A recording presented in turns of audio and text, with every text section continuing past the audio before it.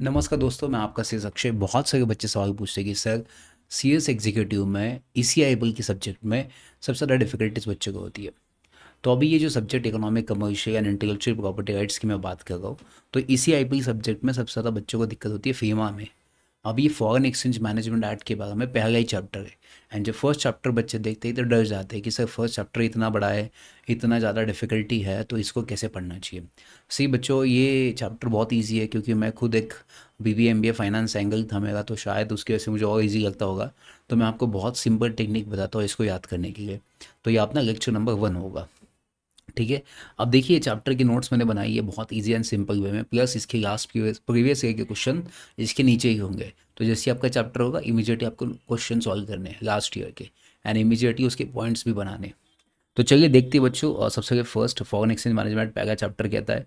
तो सबसे पहले फर्स्ट ये जाने के पहले मैं आपको कुछ चीज़ें बताना चाहता हूँ कि आ, इसको कैसे पढ़ना चाहिए। तो देखिए बच्चों, फॉरेन एक्सचेंज मैनेजमेंट एक्ट का पहले मीनिंग मैं आपको समझाता हूँ। कि सब बच्चे कहते हैं कि सर ये फीमा फीमा क्या है सर, इसको पहले आप सिंपल वर्ड में बताइए। देखिए, मैं आपको फीमा बहुत सिंपल वर्ड में बताता हूँ। आप समझिए, फॉर एग्जाम्पल ये इंडियन है, ठीक है बच्चों। ये कौन है? इंडियन है, ठीक है। अभी ये फॉर एग्जाम्पल कौन है बच्चों? ये फॉरेनर है। ये कौन है बच्चों? ये फॉरेनर है। बहुत सिंपल वर्ड में बताऊँ आपको। ये अगर आपने बेसिक समझ लिया तो आपको कोई भी डिफिकल्टी नहीं होगी। तो आप समझिए, ये जो इंडियन यानी कि फॉरेनर है।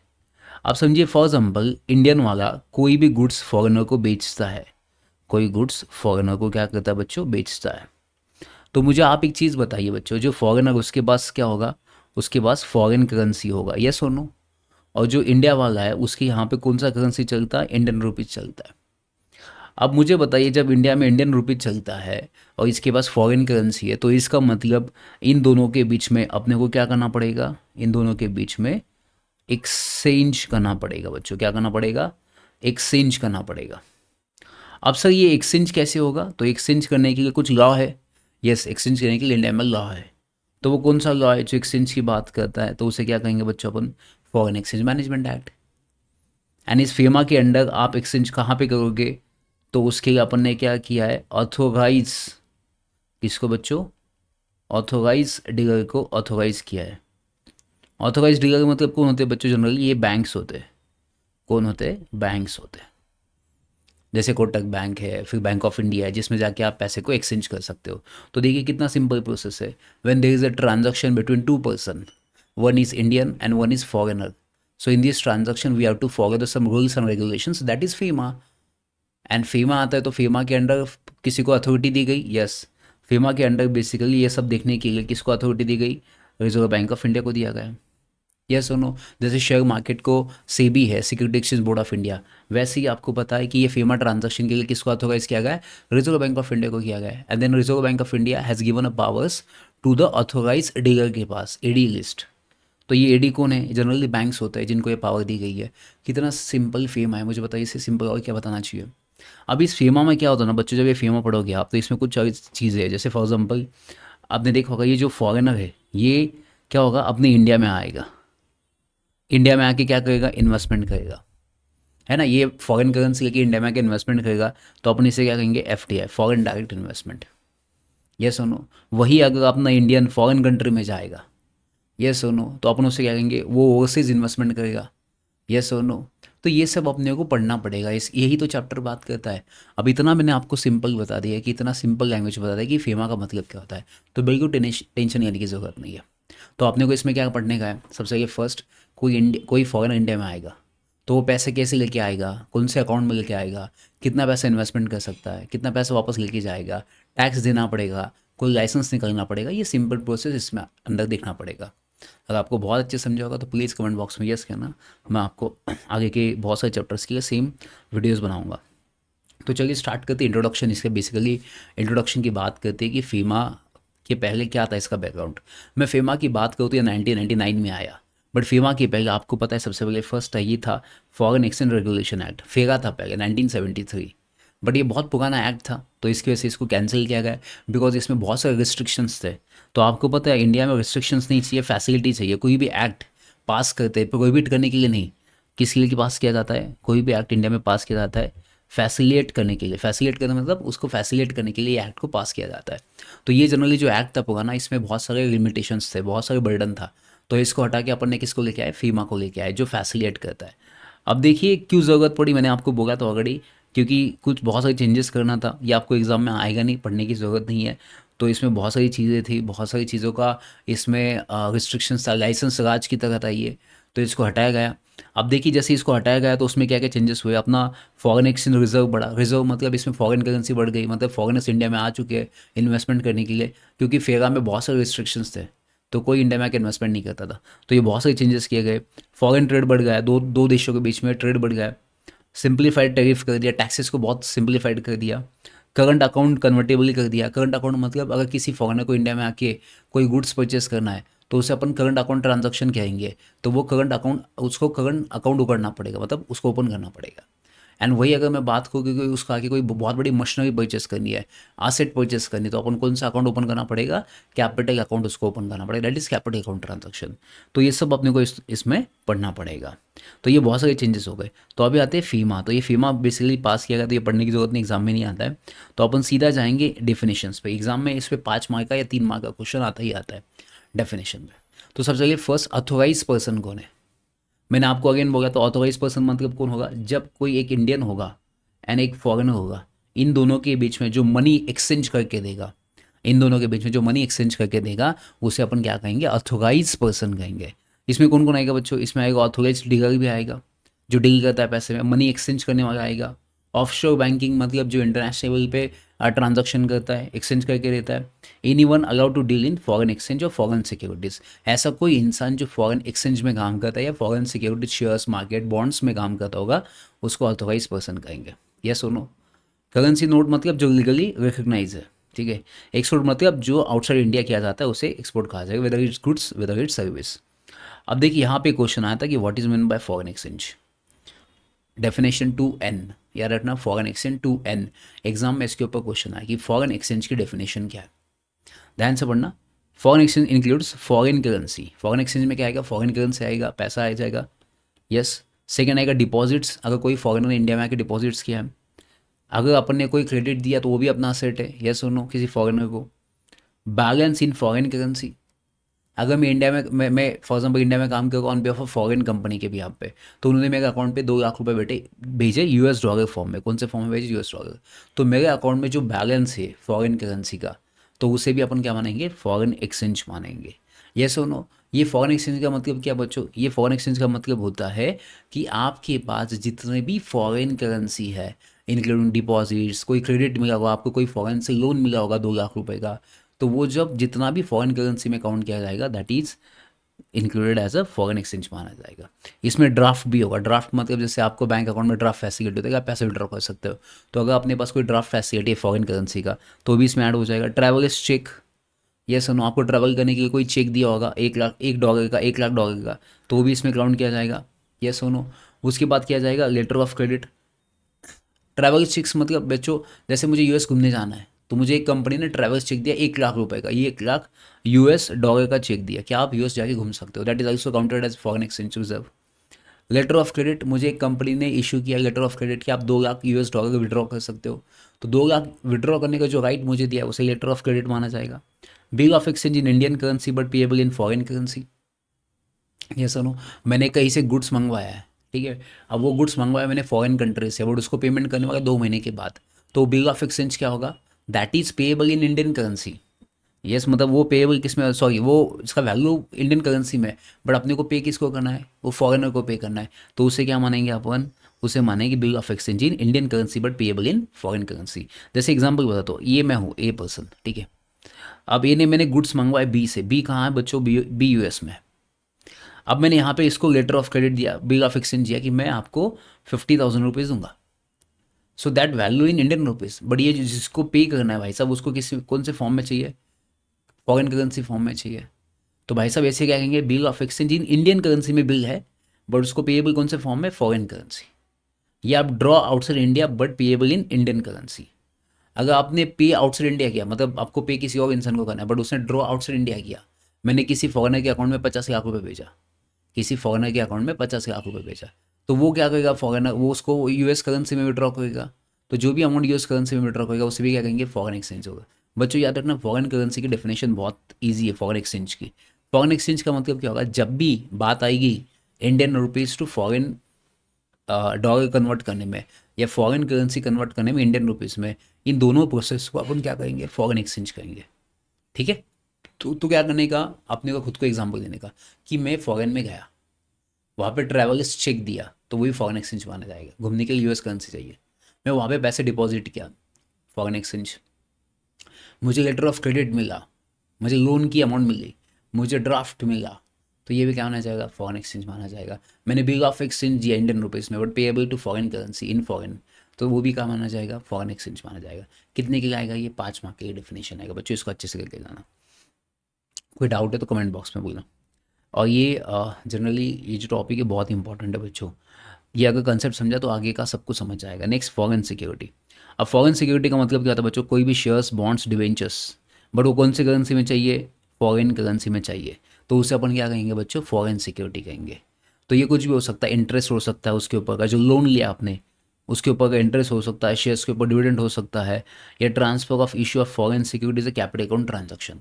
मतलब अगर मैं कोई भी शेयर्स किसी फॉरेनर को ट्रांसफर करता तो उसे क्या मानेंगे, कैपिटल अकाउंट ट्रांजैक्शन मानेंगे। कैपिटल मतलब it's a huge amount and regulated by किसके अंडर आती है, foreign exchange management, transfer of issue of any foreign securities regulation 2002 investment in overseas ventures and. ये पढ़ने की जरूरत नहीं, सिर्फ इतना याद रखना फॉरेन सिक्योरिटी का मतलब क्या होता है। ठीक है बच्चों, चलिए अब आगे बढ़ते हैं। नेक्स्ट बच्चों, दैट इज पर्सन। पर्सन का मतलब कौन होता है, कोई भी इंडिविजुअल, कोई भी HUF, companies, firm, association, body of individuals, और कोई भी इंक्लूड एजेंसीज, कंपनी, सब कुछ इसमें इंक्लूड किया गया है। तो ये इंपॉर्टेंट नहीं, इंपॉर्टेंट ये है पर्सन रेसिडेंट इंडिया की डेफिनेशन क्या है। अगर पर्सन रेसिडेंट इंडिया मतलब ऐसा इंसान जो इंडिया में कितने साल, कितने डेज इंडिया में स्पेंड किए, 182 डेज इंडिया में स्पेंड किए, एक्सेप्ट, मतलब this condition is not applicable to following person. पहले, those in India for not work, those in India not for work, business और uncertain states, include companies, bodies, corporate register in India, include offices, branches, agencies in India controlled by non-resident and or outside India controlled by the resident. अब इसका मतलब क्या बच्चों, this 182 condition is not applicable to those agencies, those offices which is incorporation in India. मतलब जैसे for example Apple company है, तो Apple company का एक्चुअली इनकॉर्पोरेशन आउटसाइड इंडिया है बट उनको ऑफिस इंडिया में है, तो उस ऑफिस के लिए कंडीशन एप्लीकेबल नहीं है कि वो 182 डेज इंडिया में रहेंगे तो वो इंडियन बन जाएंगे, Indian resident. No, that is not applicable. या ऐसा भी हो सकता है कि कोई एक फॉरेन कंपनी की ब्रांच इंडिया में है बट उसको मैनेज कर रहा है कोई इंडियन, बट वो आउटसाइड इंडिया में है, तो ये नहीं माना जाएगा कि उसके लिए 182 डेज कंडीशन एप्लीकेबल होगा। यस और नो, तो 182 days condition is not applicable to both the persons. अब ये 182 डेज का मतलब आपको रहना चाहिए इंडिया में। अगर आप रहते हो 182 डेज तो आपको माना जाएगा, आप पर्सन रेसिडेंट इन इंडिया माना जाएगा। सिर्फ दो लोगों को एप्लीकेबल नहीं है, कौन से, अगर कोई फॉरेन कंपनी का ऑफिस इंडिया में है तो उनको एप्लीकेबल नहीं है उस केस में, क्योंकि वो तो 365 डेज हो जाते हैं उनके, तो वो तो इंडियन रेसिडेंट बन जाएंगे। नहीं, that is not applicable two branches. और ऐसी कोई ब्रांच है जिसको मैनेजमेंट करने वाला इंडियन है बट वो आउटसाइड इंडिया में है, so that is not applicable to them. Okay, चलिए अब बात करते हैं repatriate to India. Repatriate to India मतलब बच्चों, आपने जो पैसा बाहर लेके गए आउटसाइड इंडिया, वो पैसा वापस इंडिया में लेके आना, अपने घर में वापस लेके आना, घर वापसी कहते हैं उसे, तो उसे माना जाएगा रिपाट्रिएट टू इंडिया। जैसे फॉर एग्जांपल मेरा एक बड़ा भाई यूएस में काम करता है, उसने मुझे 1 लाख रुपए भेजा वहाँ से, तो उसे क्या मानेंगे, रिपाट्रिएट टू इंडिया माना जाएगा। जो पैसा आपके इंडिया में वापस भेजा जाएगा that is repatriate to India. देखिए लिखा है bringing foreign exchange into India, foreign currency को इंडिया में लेके आना, and saying it to authorise person मतलब banks which is authorise by the RBI। Yes और no, holding it account with an authorise person as per the RBI, सब मैंने बोला आपको। Include using it to pay off debts in foreign exchange. अगर आपने कोई debts लिया है, कोई लोन लिया है आउटसाइड इंडिया से, वो भी अगर आपको पे करना है तो आप ये जो बैलेंस आपके अकाउंट में पैसा आया है, जो पैसा आप बाहर से लेके आने वाले, तो उसमें से आप पैसा पे कर सकते हो। जैसे फॉर एग्जाम्पल मैं यूएस में काम करता हूँ, मेरा पेमेंट महीने का 1 लाख रुपए, बट मैंने कहीं से लोन लिया था 50,000 का, 50,000 का, तो जब आप इंडिया में पैसा लेके आओगे तो वो लोन का पहले पे कर देना 50,000, उसके बाद जो बचेगा वो इंडिया में लेके आना। ठीक है। स्पेशल डायरेक्टर मतलब क्या होता है, अंडर सेक्शन 17 इसके अंडर सब कुछ एप्लीकेशंस आते हैं। अगर किसी को कोई दिक्कत है, फॉर एग्जांपल किसी को लगता है कि भाई साहब जो एडजुडिकेटिंग अथॉरिटी है, मतलब रिजर्व बैंक ऑफ इंडिया, कोई भी bank which is authorise by the RBI, तो उसके अगेंस्ट अगर आपको डिसीजन के अगेंस्ट अगर एप्लील फाइल करना है तो आप कहाँ जा सकते हो, स्पेशल डायरेक्टर के अंडर जा सकते हो, अंडर आर्टिकल 17। ठीक है। तो अभी इस चैप्टर में सबसे इंपॉर्टेंट आता है सेक्शन बच्चों सेक्शन 3 to 9। अब देखिए अपन ने इतने सारे डेफिनेशन पढ़े, तो एग्जाम के हिसाब से अपने को क्या क्या इंपॉर्टेंट पढ़ना है, सिर्फ एग्जाम के हिसाब से आपको पर्सनल रेसिडेंट इंडिया डेफिनेशन पढ़ के जाना एंड प्लस फॉरेन एक्सचेंज को पढ़ के जाना। यहाँ पे एक या एक क्वेश्चन बनने के चांसेस, ये 2 पॉइंट पे ज़्यादा फोकस करना चाहिए। अब आते हैं बच्चों नेक्स्ट, कि इस फीमा को रेगुलेट कैसे किया जाएगा। तो आपने पास 2 आर्टिकल, 2 सेक्शन है, मतलब सेक्शन 3 से लेकर सेक्शन 9 तक। अब देखिए सेक्शन 3 बात करता है रिस्ट्रिक्शन, मतलब आप ऐसे कौन से ट्रांजैक्शन जो नहीं कर सकते, मतलब नहीं कर सकते भाई साहब, आपके दादा, कोई मामा, चाचा, कोई भी हो, प्रेसिडेंट, प्राइम मिनिस्टर, बट आप ये ट्रांजैक्शन नहीं कर सकते, कंपलसरी नहीं कर सकते। तो ऐसे कौन से ट्रांजैक्शन है। बट अगर आपको ये ट्रांजैक्शन करना है तो आप किसके थ्रू ये ट्रांजैक्शन कर सकते हो, तो ये ट्रांजैक्शन आप कर सकते हो ओनली अथोराइज पर्सन। कौन कर सकता है, ओनली अथोराइज पर्सन थ्रू कर सकता है। क्या सर, अगर आपको ट्रांसफ़र करना है फॉरेन एक्सचेंज, क्या करना बच्चों, ट्रांसफ़र करना है फॉरेन एक्सचेंज, मतलब कोई पैसा आपको ट्रांसफ़र करना है एक कंट्री से दूसरे कंट्री में, या शेयर ट्रांसफ़र करना है इंडिया टू फॉरेन कंट्री में, पेमेंट करना है आपको आउटसाइड इंडिया में, आपका कोई भाई बहन इंडिया में, इंडिया के बाहर है, उसको पेमेंट करना है, या पेमेंट रिसीव्ड करना है, मतलब यहाँ पे लिखा है कि received payment from outside India. अगर कोई डोनाल्ड ट्रम्प मेरा दोस्त है, वो मुझे पैसा भेजना चाहता है, तो वो भेजने की आपको परमिशन लेना पड़ेगा, and it should be done through authorise person. This action need permission, इसके लिए क्या चाहिए आपको, परमिशन चाहिए, किससे, from the reserve bank of India, and must follow the act rules and regulations. तो याद रखना ये बहुत ही इंपॉर्टेंट है कि थ्री क्या कहता है, रिस्ट्रिक्शंस। तो रिस्ट्रिक्शन किसके ऊपर है बच्चों, अगर आपको फॉरेन एक्सचेंज में डील करना है, मतलब किसी को ट्रांसफ़र करना है पैसा, या किसी के शेयर्स को ट्रांसफ़र करना है, या आपको पेमेंट करना आउटसाइड इंडिया में, या आपको किसी से पेमेंट मतलब किसी का पेमेंट लेना है बाहर आउटसाइड इंडिया से, तो ये सब केसेस में आपको ऑथोराइज पर्सन के थ्रू करना पड़ेगा, which is authorise by the RBI. तो ये बात करता है सेक्शन 3, याद रखना बच्चों। ठीक है, तो अभी क्या करने का, ऐसे नोट्स निकालने का, ये मैं हूँ एग्जाम्पल। तो मुझे आउटसाइड इंडिया किसी को शेयर ट्रांसफ़र करना है, मुझे आउटसाइड इंडिया किसी को फॉरेन करेंसी ट्रांसफ़र करनी है, या कोई मुझे पैसा ट्रांसफ़र करना चाहता है, तो ये तीनों केसेस में आपको क्या करना पड़ेगा, ऑथोराइज पर्सन के थ्रू सब कुछ ट्रांजेक्शन करना पड़ेगा बच्चों। समझा गया, चलिए। सेक्शन 3D बात करता है फाइनेंशियल ट्रांजैक्शन। फाइनेंशियल ट्रांजैक्शन मतलब क्या होता है बच्चों, जैसे ये प्रोहिबिट करता है financial transaction acquire transfer of rights to asset outside India unless allowed by the regulation. अब ये इसका मतलब क्या था बच्चों, पता है, ट्रांसफर ऑफ राइट्स। राइट्स मतलब अगर इंडिया में कोई प्रॉपर्टी मेरी, ठीक है, एंड उसका राइट मुझे ट्रांसफर करना है किसी नॉन इंडियंस को, मतलब फॉरेनर को, सो इन दिस केस आपको इसका पूरा प्रोसेस फॉलो करना पड़ेगा, बिकॉज आपके असेट का राइट ट्रांसफर करना किसी फॉरेनर को मतलब ऑटोमेटिकली उसका इंटरफेरेंस बढ़ने वाला है इंडिया में। So that is the reason we have to take the some precautions. ठीक है, चलिए अब बात करते हैं बच्चों, ये सबसे इंपॉर्टेंट है, 5 मार्क टिक मार्क करना, करंट अकाउंट ट्रांजैक्शन। तो ये करंट अकाउंट ट्रांजैक्शन क्या होता है, 5 मार्क के लिए सबसे इंपॉर्टेंट ये आता है एग्जाम में, कि करंट अकाउंट ट्रांजैक्शन होता है क्या। तो बहुत सिंपल डेफिनेशन है, करंट अकाउंट ट्रांजैक्शन मतलब ऐसा अकाउंट जिसमें बहुत स्मॉल ट्रांजैक्शन किए जाते हैं। जैसे फॉर एग्जांपल मैंने मेरे भाई को पैसा भेज दिया, ये मैंने मेरे भाई को कुछ पैसे भेज दिए for living expenditure, for maintenance, ऐसे कुछ पैसे भेज दिए स्मॉल अमाउंट, तो उसे अपन क्या कहेंगे, करंट अकाउंट ट्रांजैक्शन। तो भाई साहब ये क्या कहता है, इसकी डेफिनेशन क्या है, ऐसा transaction that is not a capital account transaction, ऐसा ट्रांजैक्शन जो कैपिटल अकाउंट ट्रांजैक्शन नहीं है। मतलब क्या किया आपने, बिजनेस किया, 2 कंट्री के बीच में बिजनेस हुआ, मैंने किसी को मेरे नोट्स भेज दिए रशिया में, तो उसने मुझे पैसा दे दिया, सो that is foreign trade. Business किया, सर्विसेज प्रोवाइड की, टीचिंग इज ऑल्सो सर्विसेज, मैं किसी फॉरेनर को पढ़ा रहा हूँ, that is also services. Short term banking and credit facility in regular business, मैंने किसी को 1 लाख रुपए का लोन दिया, 1 डे के लिए, 2 दिन के लिए, 3 दिन के लिए। इंटरेस्ट ऑन लोन और इनकम फ्रॉम इन्वेस्टमेंट।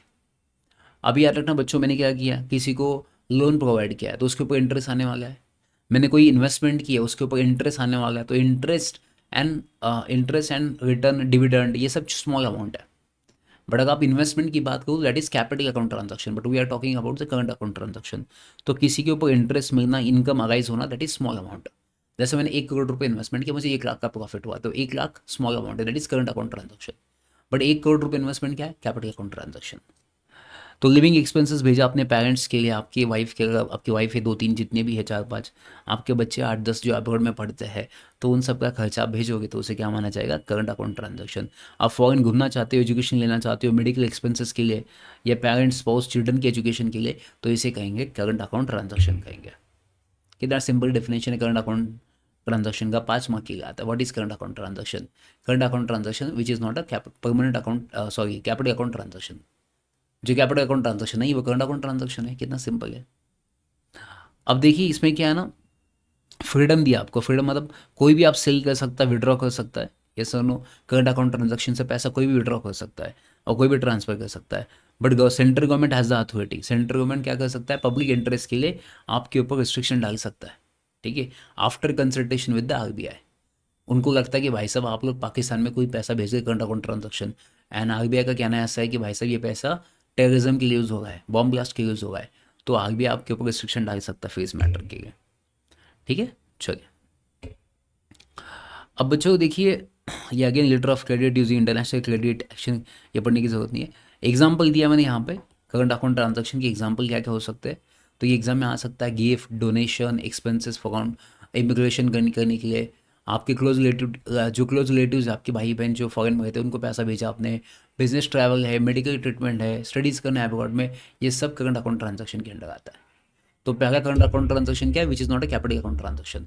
फिर करंट अकाउंट ट्रांजैक्शन की एग्जाम्पल देना, फिर उसको एक्सप्लेन करना, ठीक है। फिर उसके बाद अपन क्या पढ़ेंगे, इसको प्रोविजन क्या है बच्चों, मतलब इसके रिस्ट्रिक्शंस क्या है।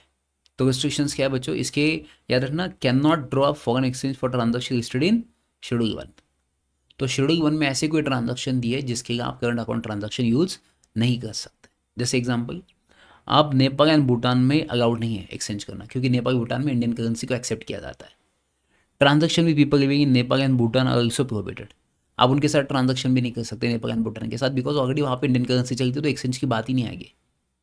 ये सुनो, अब एक्सेप्शन क्या है, एक्सेप्शन ये है कि reserve bank of India allow कर सकता है resident of Nepal and Bhutan specific terms and condition के हिसाब से, वो एक्सेप्शनल केसेस में हो सकता है। लिस्ट ऑफ सब्सिडी केसेस, आप शेड्यूल 1 क्या कहता है कि कहाँ पे आपने इन्वेस्टमेंट नहीं करना चाहिए या फॉरेन एक्सचेंज को यूज़ नहीं करना चाहिए। सबसे फर्स्ट देखिए कितना ईजी है, कोई लॉटरी खेलने आ जाएगा, तो लॉटरी खेलने के लिए पैसा आप यूज़ नहीं कर सकते करंट अकाउंट ट्रांजैक्शन का, ये सुनो। मैं तो याद रखना है, करंट अकाउंट ट्रांजैक्शन के आप पैसे नहीं भेज सकते। जैसे फॉर एग्जाम्पल डोनाल्ड ट्रम्प का फ़ोन आया, और डोनाल्ड ट्रम्प ने बोला अक्षय में बोली है, वो कहता है कि भाई साहब मुझे जंगली रम्मी में पैसा लगा, क्योंकि जंगली रम्मी महाराज आपने तो खेला ही होगा। तो मैंने बोला नहीं, तो खेली देखिए मैं 1 करोड़ रुपये भेजता हूँ, तो मैं डोनाल्ड ट्रम्प का पैसा यहाँ पे इन्वेस्टमेंट नहीं कर सकता, because that is not allowed. And अगर मैं पैसा लगा भी देता हूँ उसमें से पैसा जीत भी जाता हूँ, तो वो पैसा भी भेज नहीं सकता मैं, दैट इज़ रेमिटेंस। तो आपने अगर कोई लॉटरी से पैसा भेजा है, मतलब जीता है, तो वो पैसा आप बाहर के कंट्री में भेज भी नहीं सकते, वो भी रिस्ट्रिक्शन आपके ऊपर है। रेसिंग राइडिंग करना, या मतलब कॉम्पिटिटिव जिस कंपटीशन होता है जिसमें रेसिंग करना, गैम्बलिंग करना, वो अलाउड नहीं है। लॉटरी के टिकट परचेस करना अलाउड नहीं है, फुटबॉल के टिकट्स वो भी अलाउड नहीं है। कमीशन देना आपको एक्सपोर्ट के बेसिस पे, तो एक्सपोर्ट के बेसिस पे जो कमीशन देना पड़ता है, क्योंकि मेरा एक्सपोर्ट आपने किया तो मैं उसके ऊपर 10% कमीशन देना चाहता हूँ, that is not also allowed, तो वो भी आपको अलाउड नहीं है। कि payment of commission export towards equity investment in jointly ventured Holi and own subsidies abode of Indian companies. मतलब क्या बच्चों, देखिए टाटा है, ठीक है, टाटा है, टाटा की खुद की एक सब्सिडरी है। टाटा की सब्सिडरी कहाँ पे, यूएस में। अभी टाटा की सब्सिडरी कहाँ पे, यूएस में। तो इंडिया से अगर यूएस में आपने एक्सपोर्ट किया, तो उसका कमीशन देने की ज़रूरत नहीं टाटा को, बिकॉज वो टाटा की कंपनी है, तो फॉरेन एक्सचेंज की बात नहीं आएगी। क्योंकि आप किसको एक्सपोर्ट कर रहे हो, आपके टाटा की कंपनी को एक्सपोर्ट कर रहे हो, means it is not a international transaction, मतलब ये फीमा की बात ही नहीं आएगी, बिकॉज दो इंडियन कंपनी, तो आपके यहाँ पे इंडियन करेंसी एक्सेप्टेबल है, तो फॉरेन करेंसी की बात ही नहीं आएगी। सो इसलिए यहाँ पे प्रोहिबिशन है, समझा आपको। जैसे फॉर एग्जाम्पल मैं यहाँ पे बैठा हूँ इंडिया में, मेरा भाई यूएस में बैठा है। अब मेरा भाई जो यूएस में, भाई साहब, अब उसको जो चाहिए वो इंडियन रुपीज़ में पैसा मैं भेज सकता हूँ और मुझे भेज सकता। तो इस केसेस में आपको फॉरेन एक्सचेंज कन्वर्ट करने की ज़रूरत ही नहीं है कि नहीं। वैसे ही सेम अगर टाटा की कंपनी एक यहाँ है, एक सब्सिडरी उसकी यूएस में है, तो उन दोनों के बीच में इंडियन रुपीज़ में ट्रांजेक्शन होगा, फॉरेन एक्सचेंज की बात ही नहीं आएगी। नेक्स्ट, अगर आप एक्सपोर्ट करते हो rupee state credit route except commission up to 10%, value of export tea and tobacco. अगर टी एंड टोबैको आप एक्सपोर्ट करते हो कहीं दूसरे कंट्रीज में, तो उसके ऊपर 10% कमीशन अलाउड किया गया है एक्सचेंज करने के लिए। कितना परसेंट, 10% अलाउड किया है, ठीक है। और दूसरा मतलब क्या है, payment of commission on export under the rupee state credit route. Rupee state credit route मतलब ऐसी जगह पे जहाँ पे इंडियन रुपीज़ इज एक्सेप्टेबल, तो वहाँ पे फॉरेन करेंसी की बात ही नहीं आएगी। Call back service of telephone service, जो कॉल बैक की सर्विस होती है टेलीफोन की, उसका पेमेंट आप इंडियन करेंसी में दे सकते हो, फॉरेन करेंसी में देने की जरूरत नहीं है। कोई रेमिटेंस इंटरेस्ट हुआ है, मतलब मेरा एक अकाउंट था नॉन रेसिडेंट स्पेशल रुपी स्कीम अकाउंट, क्या लिखा है, नॉन रेसिडेंट स्पेशल रुपी स्कीम अकाउंट। मतलब फॉर एग्जाम्पल मैं फॉरेनर हूँ, मैं इंडिया में आया, तो मैंने कौन सा अकाउंट ओपन किया, नॉन रेसिडेंट, मैं यहाँ का रेसिडेंट नहीं हूँ, स्पेशल रुपी स्कीम अकाउंट, तो यहाँ से रुपीज़ में ट्रांजैक्शन होंगे। तो यहाँ पे अगर कोई इनकम राइज हुआ है, कोई इंटरेस्ट राइज हुआ है, तो वो मैं फॉरेन एक्सचेंज नहीं कर सकता जब तक मैं इंडियन हूँ। सो that is the prohibition under the schedule 1, जहाँ पे आप क्या नहीं कर सकते हो, करंट अकाउंट ट्रांजैक्शन के थ्रू एक्सचेंज नहीं कर सकते हो। तो ये 5 मार्क के लिए एग्जाम में क्वेश्चन डेफिनेटली आता है। तो बच्चों इसको बहुत डिटेल में पढ़ने जाना, क्योंकि एग्जाम में ये क्वेश्चन आ ही सकता, मतलब आ ही सकता, 100% ये क्वेश्चन आता है कि कितना इन्वेस्टमेंट किया, कितना क्या क्या परमिशन चाहिए इन्वेस्टमेंट करने के लिए, ये सब एग्जाम में आता है। तो अभी अपन ने सिर्फ बेसिक डिस्कस किया, आज डेफिनेशन पढ़ी, पर्सन क्या होता है, फॉरेन सिक्योरिटीज़ क्या होता है, फॉरेन करेंसी क्या होता है। सेकंड अपन ने पढ़ा कि फॉरेन एक्सचेंज मैनेजमेंट क्या होता है, मैंने आपको बेसिक डिटेल में बताया। फिर अपन ने पढ़ा, क्या पढ़ा, शेड्यूल 1 पढ़ा, कि जिसमें करंट अकाउंट ट्रांजैक्शन क्या होता है, which is not a capital account transaction. तो करंट अकाउंट ट्रांजैक्शन के एग्जाम्पल पढ़े। करंट अकाउंट ट्रांजैक्शन आप किस में नहीं कर सकते, वो अपन ने पढ़ा, कॉल बैक सर्विस है, लॉटरी है, गैम्बलिंग है, कोई आपको ऐसा नॉन रेसिडेंट रुपी अकाउंट है जिसमें अगर इंडियन रुपीज़ है, तो that is not applicable to FEMA, मतलब वहाँ पे आप करंट अकाउंट ट्रांजैक्शन वहाँ पे नहीं कर सकते। ठीक है, तो ये बेसिक था जो 5 मार्क का। अगर मैं आपको लास्ट ईयर का क्वेश्चन दिखाऊँ कि सर ये नोट्स मैंने बहुत बेहतरीन बताया आपके लिए, मैं बाकी बोल रहा हूँ, देखिए देखिए पहला क्वेश्चन पूछा है फॉरेन एक्सचेंज क्या है, कितना सिंपल मतलब। फॉरेन एक्सचेंज मतलब मैं यहाँ से किसी को शेयर्स भेजना चाहता हूँ, या मैं यहाँ से किसी को पैसा भेजना चाहता हूँ, या मुझे कोई शेयर्स भेजना चाहता है, या मुझे कोई पैसा देना चाहता है, 1 इंडियन 1 फॉरेनर। फॉरेन एक्सचेंज क्या है, करंट अकाउंट ट्रांजैक्शन क्या होता है, 5 मार्क का क्वेश्चन पूछा है, अपन ने अभी पढ़ा। तो एक है, अब देखिए यहाँ पे कोई एमसीक्यू बचा, हुज एन ऑथोराइज पर्सन, इसमें ऑथोराइज पर्सन क्या है, an individual dealing in foreign currency, a person authorise by the reserve bank of India, foreign bank operate in India, government official.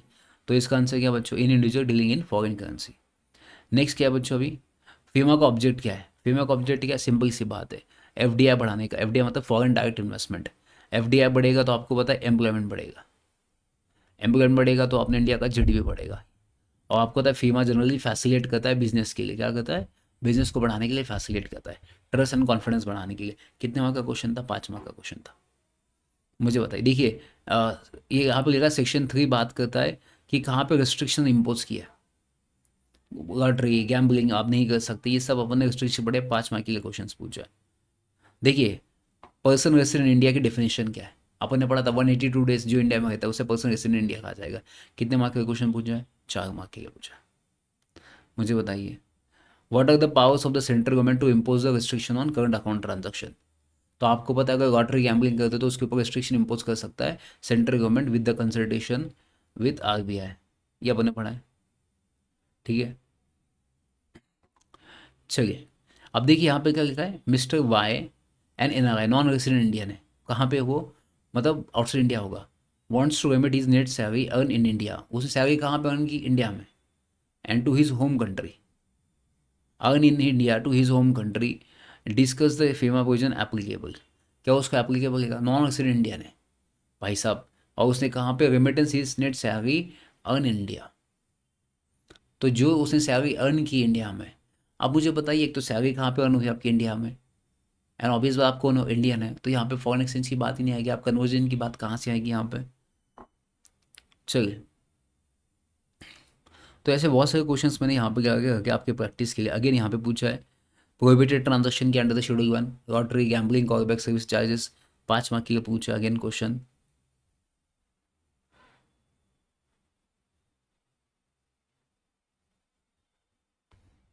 देखिए कितने सारे क्वेश्चंस मैंने आपके प्रैक्टिस के लिए दिए बच्चों, तो आप इसकी प्रैक्टिस कर सकते हो आराम से। तो बहुत सारे क्वेश्चन है, 30 24 25 का भी क्वेश्चन है। ये देखिए करेंसी नोट क्या होता है, डेफिनेशन पूछा है, विच इज़ लीगली एक्सेप्टेबल, तो इसका आप एग्जाम्पल लिख सकते हो थोड़ा सा। तो ये अपन अभी नेक्स्ट क्लास में इसका आंसर राइटिंग भी करने वाले हैं, एंड नेक्स्ट जब आगे पढ़ेंगे कैपिटल अकाउंट ट्रांजैक्शन, तो current account transaction and capital account transaction दोनों एक साथ के पॉइंट्स बना देंगे, ताकि आपके 5 मार्क कन्फर्म हो जाएंगे, और उसके बेसिस पे अपन लास्ट करके सब क्वेश्चन पेपर आंसर राइटिंग करने वाले हैं। ठीक है, तो अपन अभी नेक्स्ट जब क्लास में मिलेंगे सेकंड लेक्चर में, तो इसका आगे का पार्ट देखेंगे एंड लास्ट पार्ट को रिवाइज करेंगे। अगर आपको पसंद लगे तो प्लीज़ कमेंट बॉक्स कहना यस। अपन ऐसे ही सिंपल एंड एकदम सिंपल वे से पढ़ेंगे, क्योंकि अपना टारगेट इस बार एकदम सही आना, अब वो आप लेके आ सकते हो, मुझे पता है। चलिए, thank you so much, bye bye, take care.